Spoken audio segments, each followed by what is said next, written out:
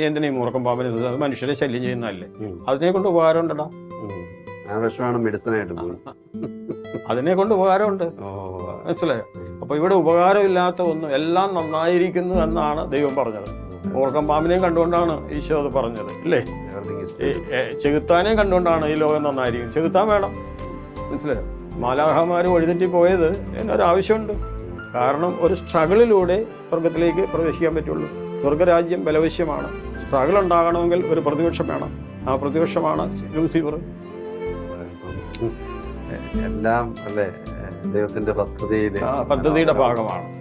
അപ്പോൾ അതുകൊണ്ട് എല്ലാറ്റിലും ഉപരി ദൈവത്തെ സ്നേഹിക്കുക. അപ്പോൾ ഫ്രാൻസിസ് അസീസി പ്രാർത്ഥിച്ച പോലെ, ദൈവമേ എൻ്റെ ഹൃദയം അങ്ങയുടെ നേർക്കുള്ള സ്നേഹത്താൽ ജ്വലിച്ചിരുന്നെങ്കിൽ എത്രയോ നന്നായിരുന്നു. ഫ്രാൻസിസ് അസീസി ശരിക്കും ഈശോയെ കണ്ടു, ദൈവത്തെ കണ്ടു. അതുകൊണ്ട് രണ്ടാം ക്രിസ്തു